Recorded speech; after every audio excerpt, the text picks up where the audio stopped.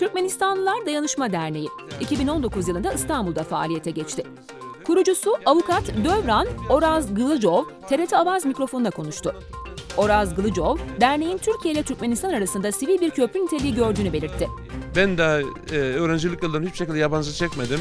Burada bulunan arkadaşlarımız da yabancı çekmiyor. Kendi ikinci vatanımız olarak görüyoruz.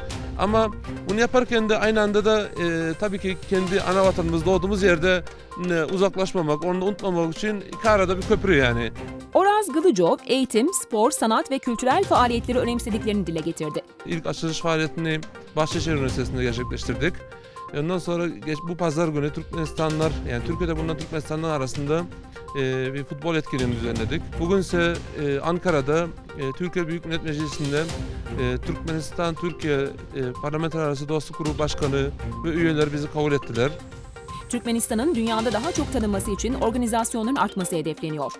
Türkmenistan'ın yurt dışında, tabii ki başta Türkiye'de tanıtımına katkı sağlamakta esas amaçlarının birisi olduğu için bu tarafsızlık bayram vesilesiyle turnuva düzenledik ve böyle de bundan sonra da tabii ki konferanslar, seminerler, öyle şeyler de yapmak amacımızın içinde.